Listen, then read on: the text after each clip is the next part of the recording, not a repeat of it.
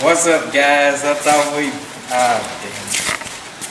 Okay, guys. How you doing?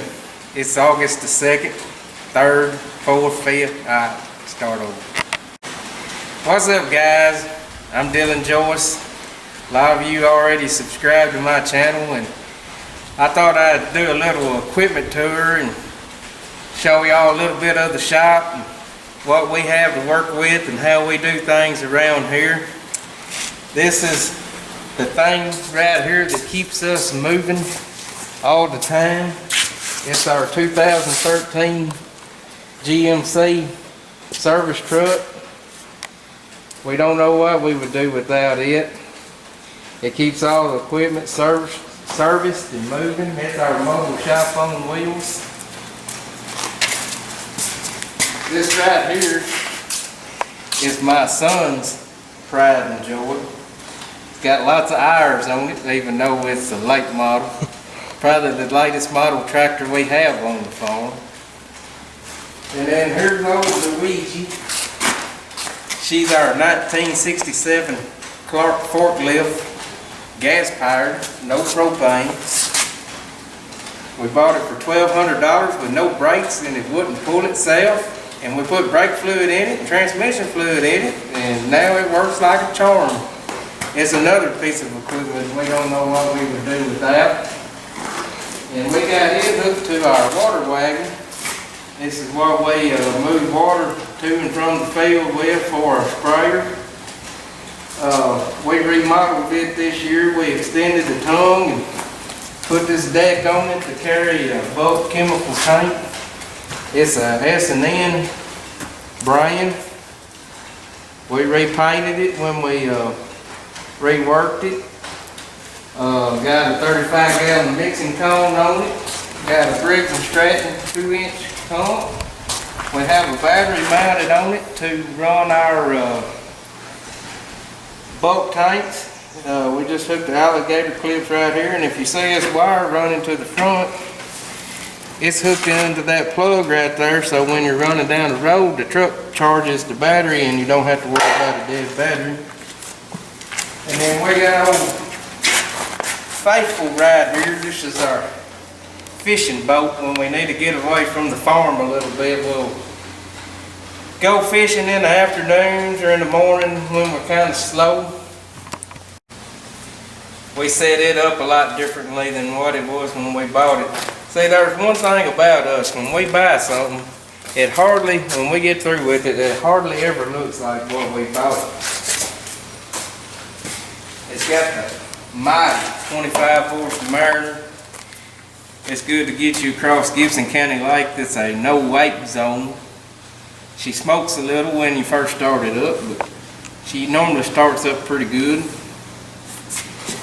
Moving on, we got a 1949 Model 8, the old Papa John. He might even, let's see if the old gal will start. Y'all might get to see a special treat if the battery's not dead. My granddaddy bought this tractor before he died, and we was going to fix it up together, and we didn't get to because he died of cancer. But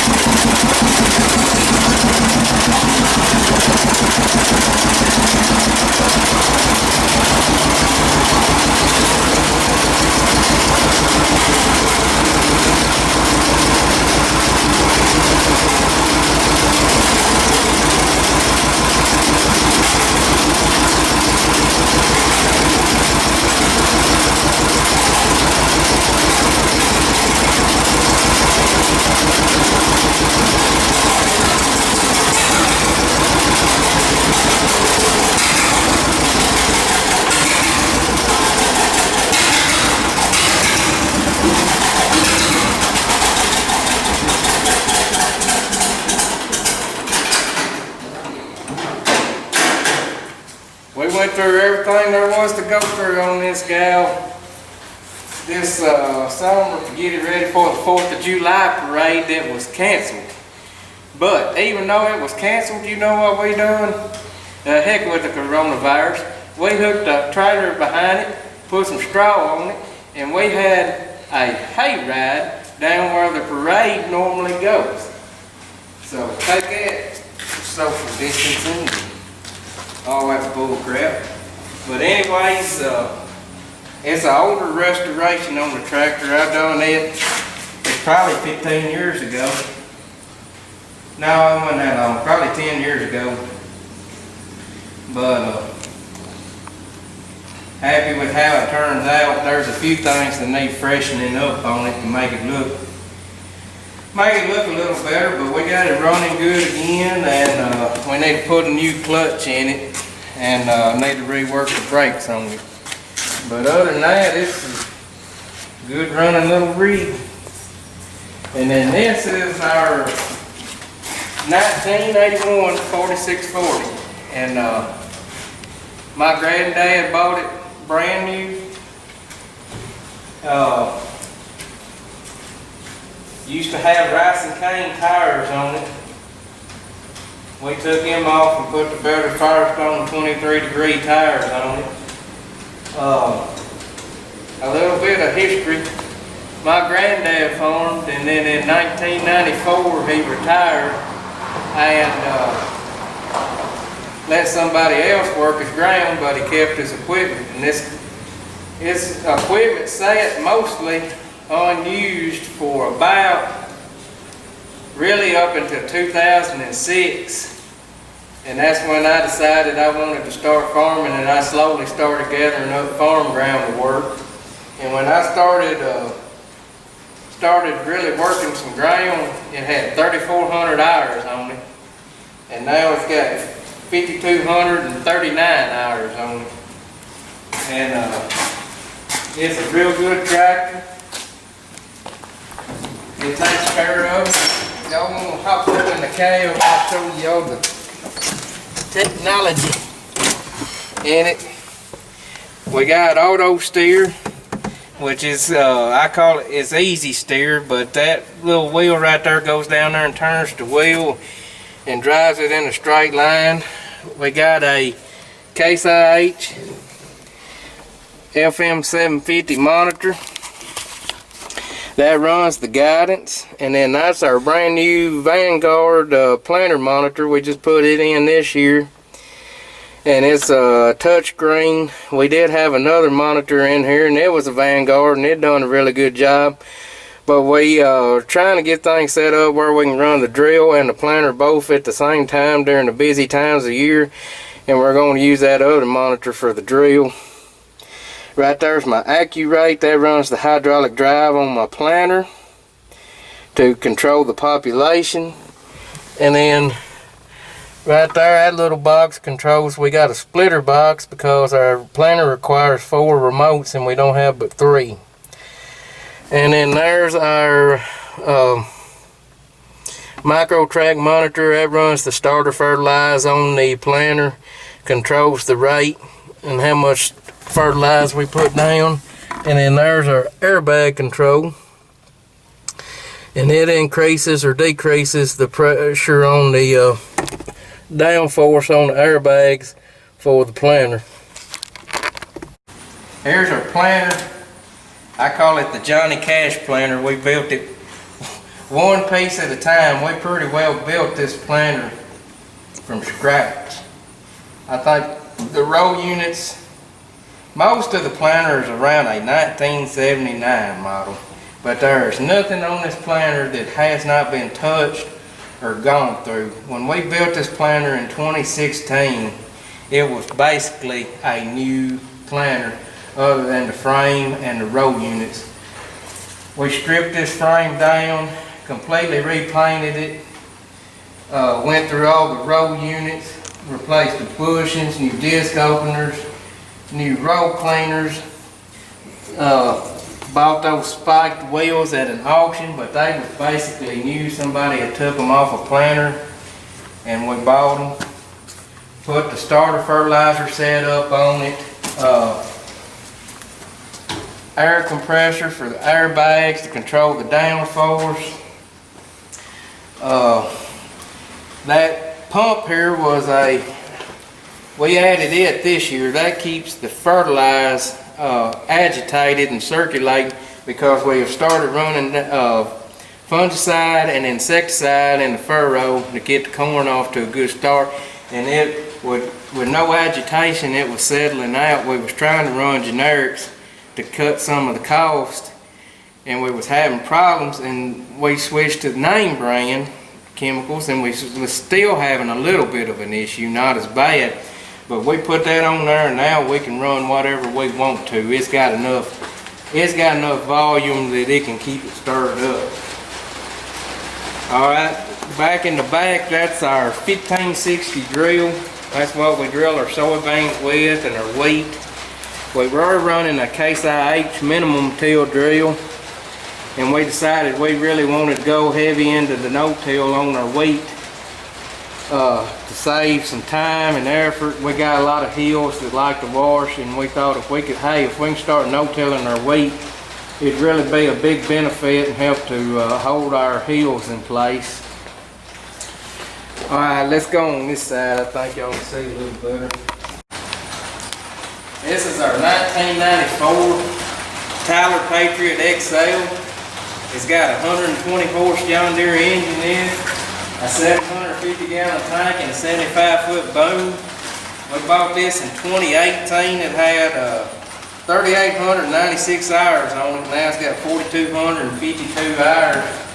We used to spray with a tractor and a 3-point hitch boom, and I cannot believe what a difference it made going to a self-propelled machine. We went from running 8 miles an hour with a 40-foot boom to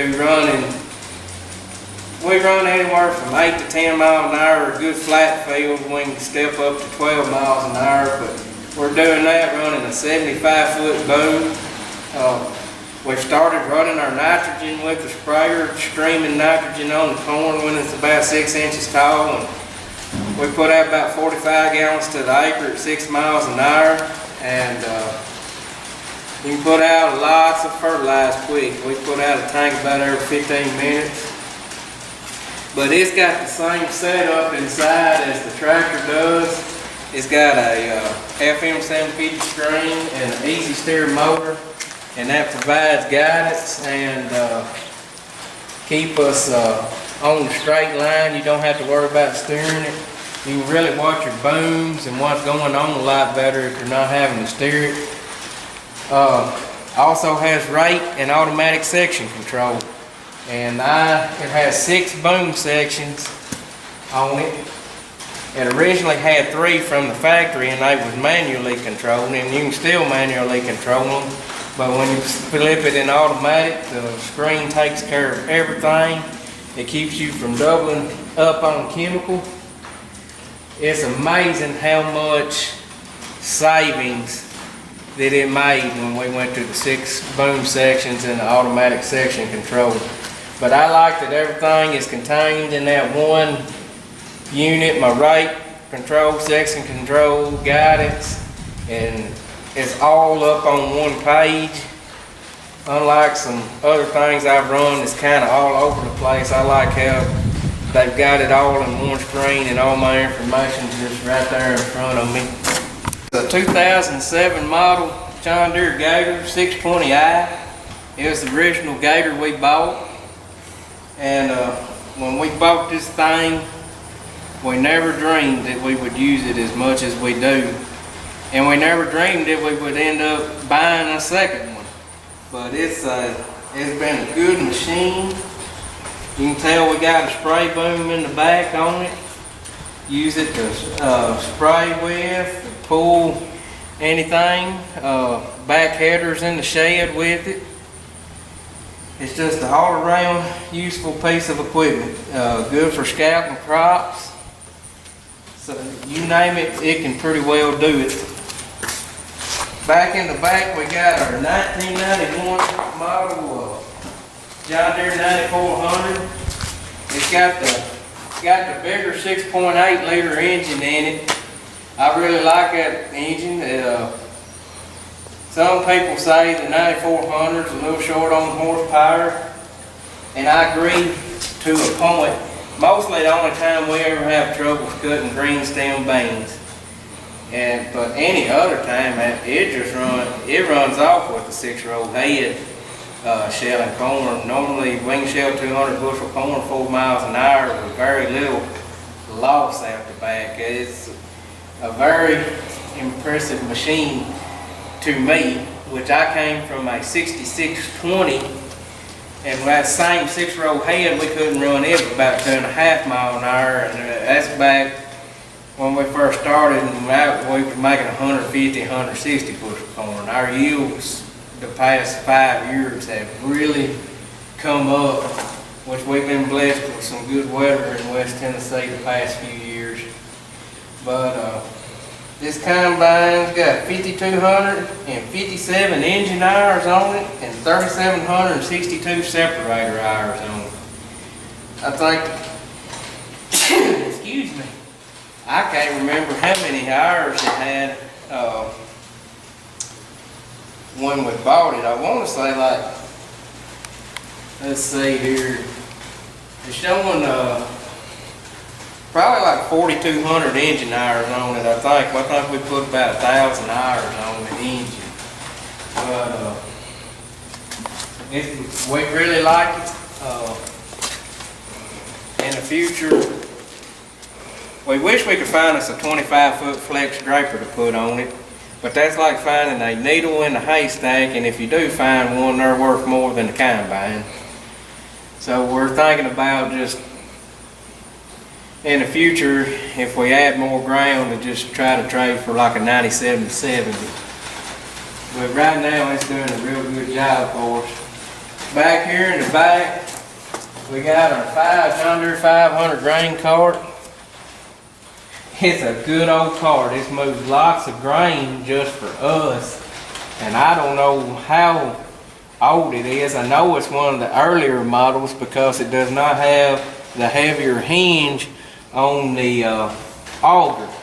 So I have no clue how old it is. It moves probably, oh gosh, probably 60 or 70,000 bushels for us every year. And pretty well every grain that we harvest runs through that buggy.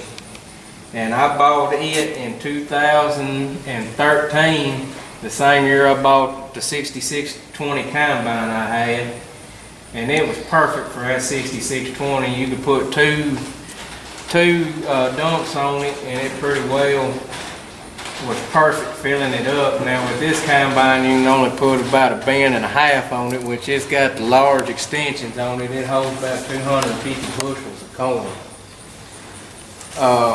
Right here we got our 4650. Okay. Right here we got our 4650. This is the only tractor we own that my granddaddy didn't own. I bought this tractor in 2015, but I think 3,986 hours on it. And right now it's got 5,387 hours on it. It gives quite a bit of use, which a lot of the hours are pretty easy hours. Most time it's the tractor that gets hooked to the grain cart, and a lot of hours on it are just sitting idling, just to keep cool in the Tennessee heat during harvest season.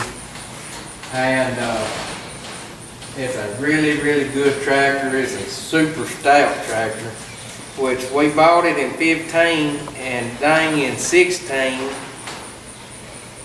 we don't know what happened, but we were going to do an underhaul. We was checking some things on it, and we pulled the oil pan and checked the main and rod bearings, and had a rod bearing broke in it. And it ended up, long story short, we ended up putting an engine out of a 9950 cotton picker in it. And a 9950 cotton picker is set at 200 horsepower. So we know this tractor's pulling 200 horsepower. It was 165 from the factory. but it is the stoutest two-wheel drive tractor I've ever drove. It's got fluid in the tires, got wheel weights on the back, and it will hook up and pull. It don't seem to have the lower end torque that the 240 series have, but when you rev it and make some power, it'll hook up. If it was a front wheel assist, I believe it would pull with a 8400, and I really do. But we won't go into it too much. In the back, we got a 1150 feeder grinder mixer. It's what we use to make our hog feed and cattle feed. In the back, I wish you could see it better, but that's our Patriot 220 seed tender. We bought it brand new. We don't buy very much brand new, but I was looking at J&M and Universe seed tenders used, and they was like $20,000 used, and a lot of them needed work. I mean, they was rough, and that's what dealers was asking for. And I got on the internet and got to looking at J.O. Harris sales in Illinois somewhere. I think it's Alexander, Illinois. They had those carts, and they was it was $12,500 for that.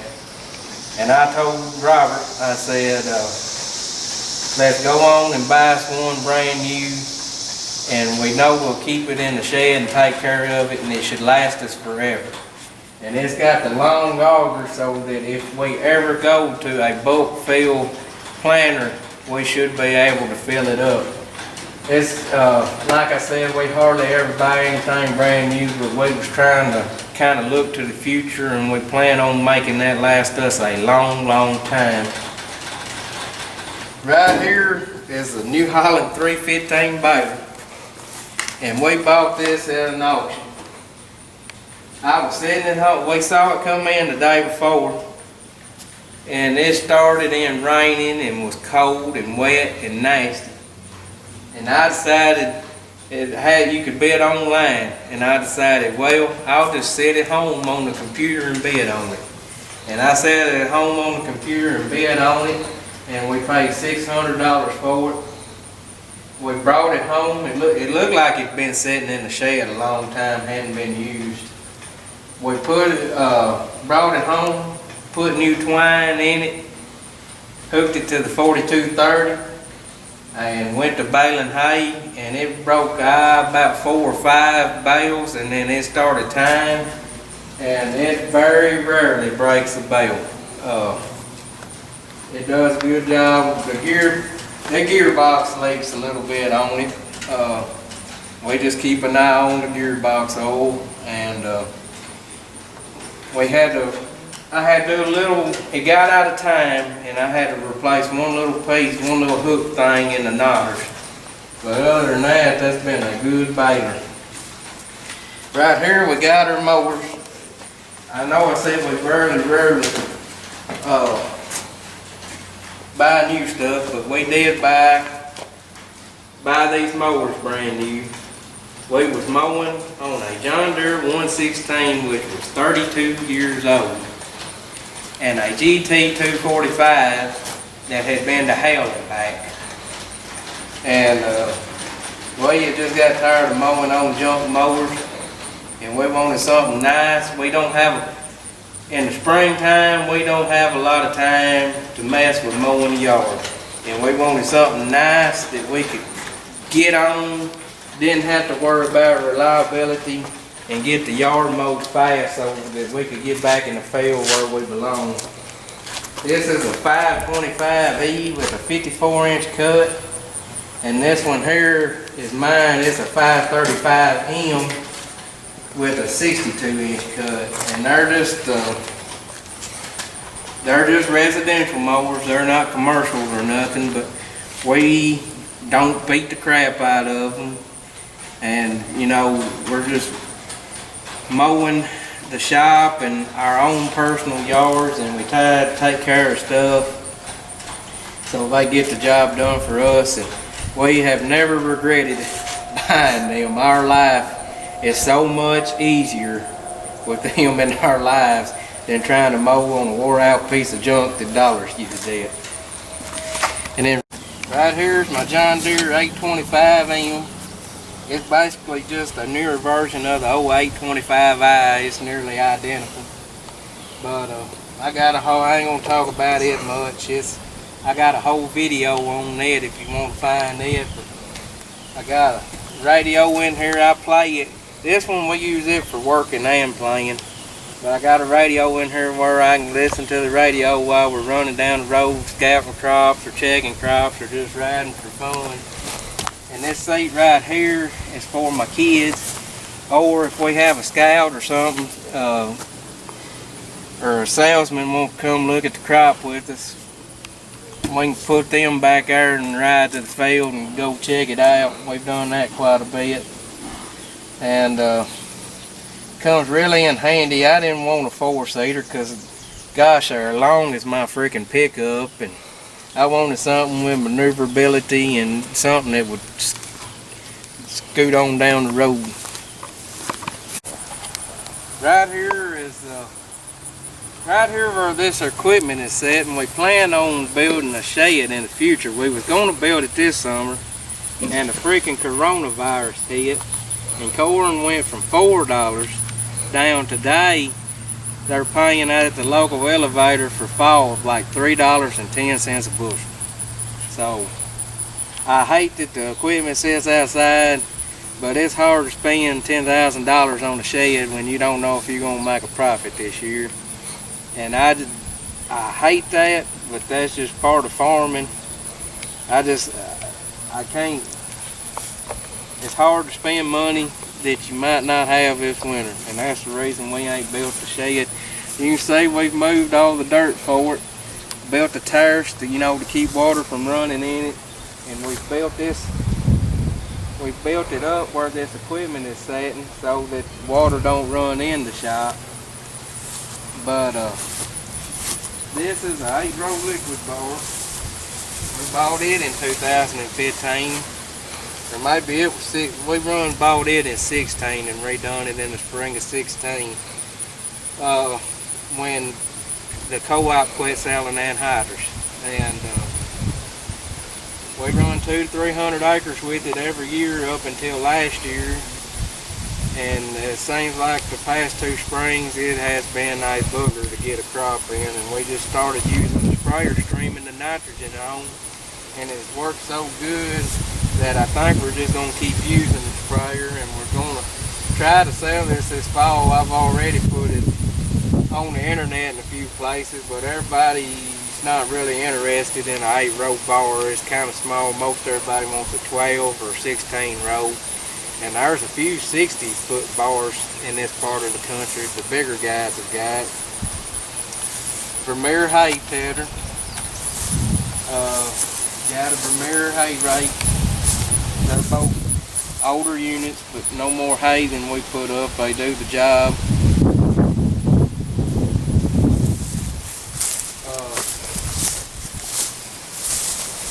We got this Orthman soil mover dirt pan, and these cleaning out.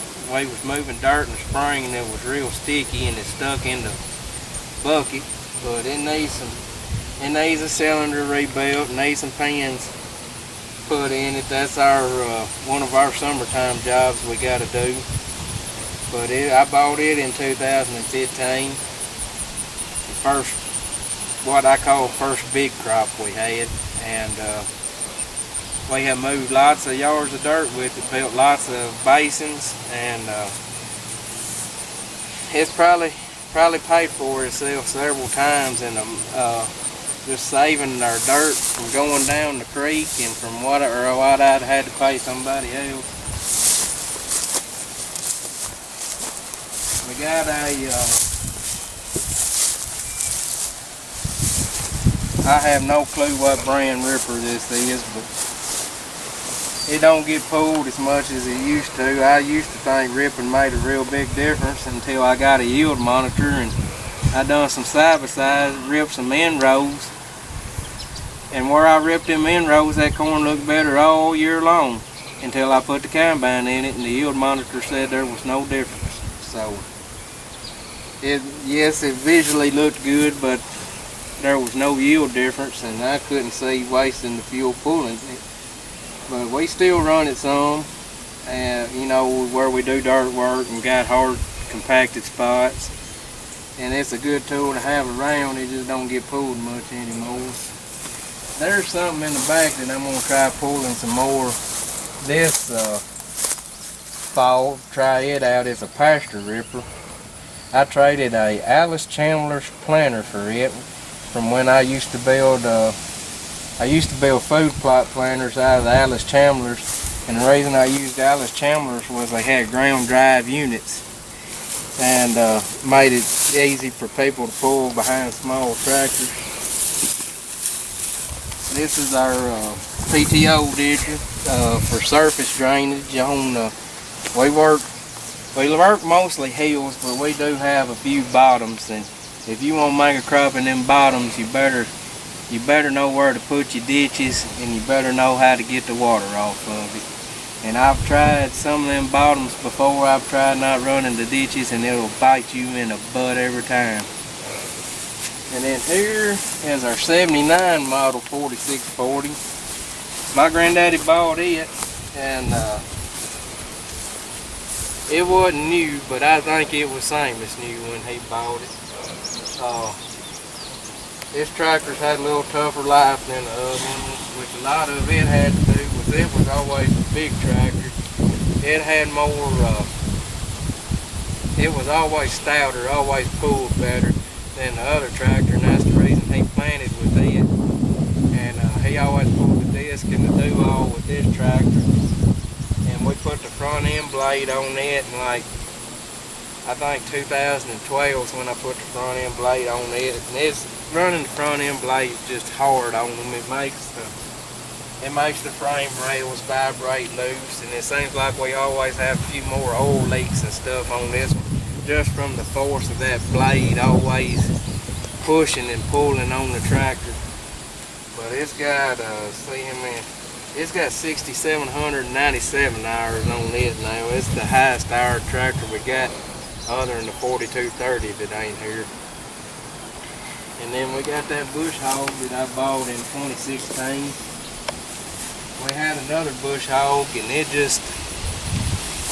could not handle the horsepower of these tractors. It was a medium duty bush hog. It was a woods, and it was made for more like a 100 horse tractor, and these tractors are turning 150 plus, and it just wouldn't hold up. So we went and bought that bush hog, and again, it's not something that we use a lot, but I like to mow the fence rows with it after we get the crop out, and mow field rows and stuff. And it's just nice to hook on a piece of equipment and not worry about whether or not it's going to run or not. Just hook up to it and go. Right here is old Baby Blue. She's a 1987 Freightliner. She's a good old truck. She's hard to beat. It's got a 350 horse big cam Cummins in it.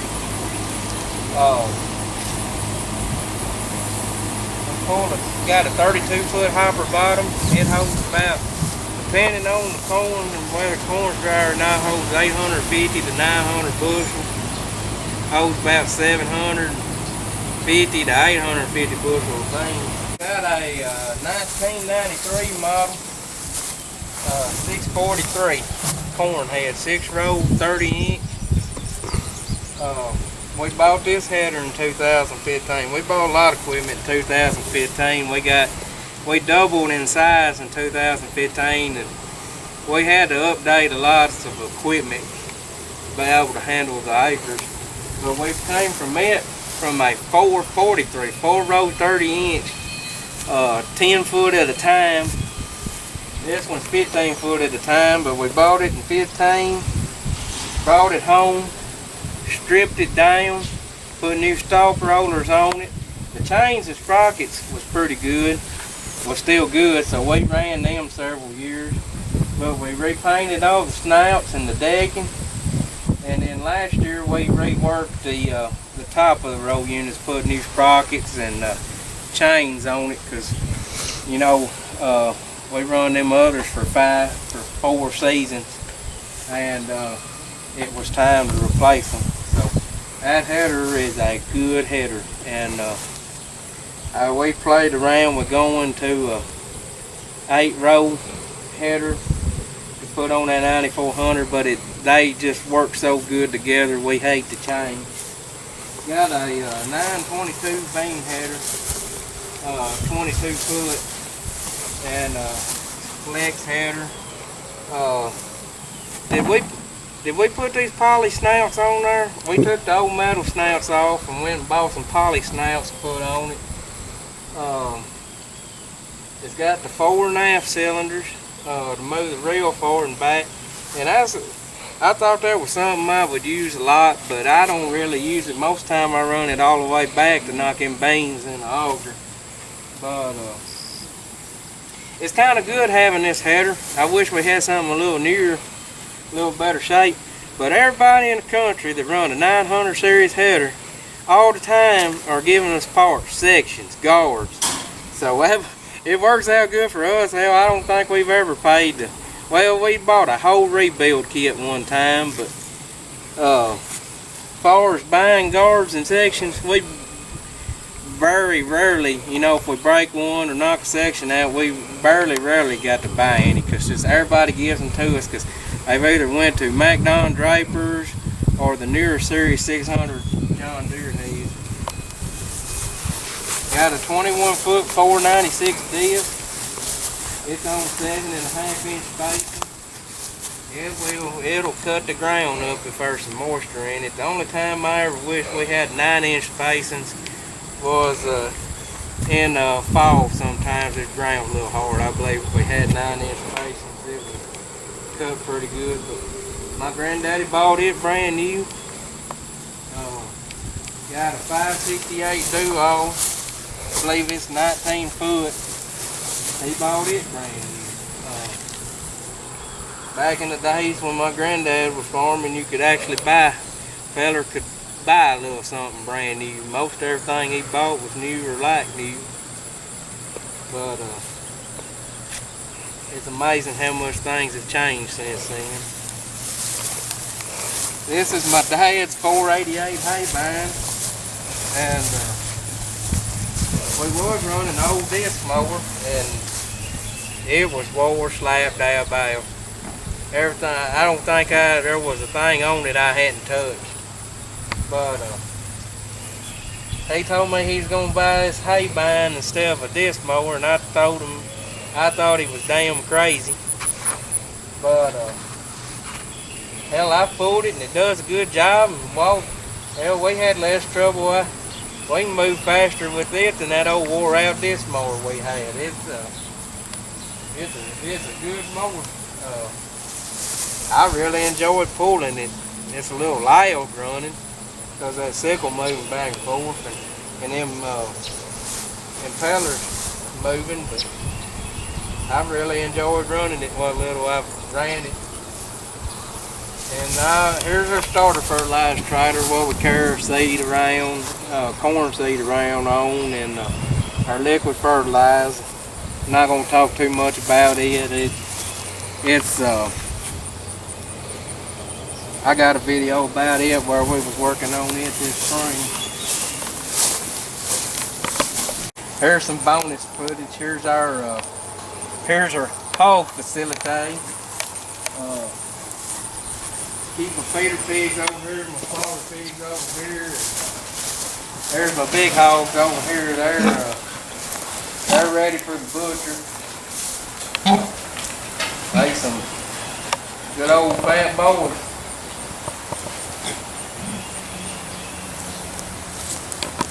If anybody needs some hog equipment, comment underneath or shoot me an email or something. dylanjoycefarms@hotmail.com. But I would be glad to sell you some hog feeders, because they're in my way. I bought them, thought I'd use them, but I found it's just easier to hand feed them. A man can never have too many trailers, and this is one of our trailers. I bought it this spring too. What I done, I sold I had a trailer. It was an equipment hauler trailer. It was 20 foot long. And I bought that trailer, and it was too heavy to do the small jobs good and not heavy enough to do the big jobs good. So I sold that trailer, and I sold it for enough. I bought this trailer and put some cash in my pocket. And this is a 16 foot with 2 foot dove, and it's got them ramps on the back, and them ramps are on the pipe and they slide in and out. And man, it is handy for hauling them mowers. It hauls them mowers good, hauls them gators. It just works really good for what I want to do with it. Sometimes it's a little too long, you know, like if you're just hauling one gator, but I'd rather have it too long, it's too short. And I hadn't regretted buying this trailer one bit. It pulls really good. This trailer was it was hand built by a man in Saxton, Missouri. It's not a factory built trailer. Old boy that built it done it, and it has a title with it. I think he told me he can build 5 trailers a year and title them. If he does any more than that, he's got to start paying taxes and stuff like that under Missouri law. But he built this tongue. This tongue is tubing, not channel. And not only did he run tubing, he's got this channel iron. This channel iron runs down the length of the trailer that he's got the jack welded to. I wish he'd put a little different jack on it, but it's alright for what we do. And then another thing he done on this trailer that I like is he welded these steps on the side, and you ain't got to worry about bending your fenders, and gives you place to get up on the trailer easier. I really like that. And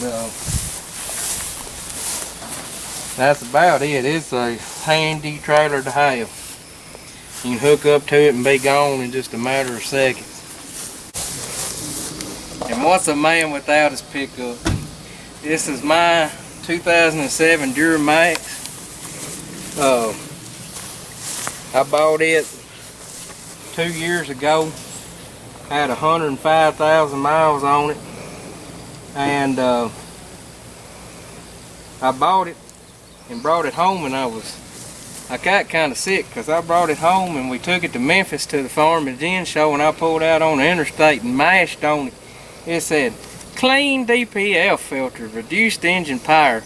And that's a hell of a time to tell me when I'm mashing on it trying to merge on the interstate with trailer trucks coming.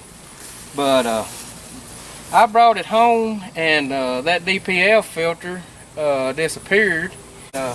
Trucks ran really well since then. I put a leveling kit on it, put some 285 mud tires on it, because I like something to hook up and pull. I mean, I'm not in doing stuff all the time, but if you pull in the field and it's a little soft, I don't want to be getting stuck every time I pull in the field, so that's the reason I run the mud tires. Come take a look inside. I got Carhartt seat covers. Got a edge monitor. It's not really it's not a tuner. It's just to monitor my gauges and stuff. But right here's where you can change the tunes. Number 1 is it's just stock mode. That's what I run in most of the time. Number 2 is tow haul mode. If I'm pulling a heavy load, that's what I use. It gives the engine a little more power, and the transmission hooks up a little differently. The number 3 is what's called a daily driver. It gives it some more horsepower, but it's a little more boosty. It comes off the line a little faster. And number 4 is race mode. I don't ever use it. And number 5 is max effort. And I put it in max effort for like 5 minutes one day just playing with it. But most of the time I run it on stock, just piddling down the road and stuff. I try to take care of stuff. It's got to last me, because I sure can't buy a new diesel truck. Alright, Robert, tell us about Big Red. She's a 05 Dodge 2500 Cummins. Got the Got the 5.9 in it. We bought it right after my freshman year of high school. I was rodeoing, or not freshman year of college. I was rodeoing, needed something to pull a trailer. Bought Big Red here. She had right at 100,000 miles on her, maybe a few more than that. She's got 194,000 miles. And I always said when she hit 200 that I was gonna trade her, but I bought a farm instead. So I guess I'm gonna stick with Big Red here. But I had to put a transmission computer on it, and that was about a $5,000 lick. But that's about the only thing really done to it. It's got Firestones, mud tires. I was running just straight tires until I graduated high school and got on the farm and realized I couldn't go nowhere with them street tires. So my Christmas bonus one year was mud tire. Yeah, his Christmas bonus was mud tires because I got tired of pulling them out that year. Yeah, but she got the farm radio in her, just a old Big Red truck here. And my truck's got 130,000 miles now, if I ain't told you that. Old Big Red, though, she's slick and clean for a ride. I don't think, ain't many Dodges that age that looks that good and that slick and clean and been that well taken care of. Hell, most of them by now, teenagers have got hold of them and dogged the hell out of them.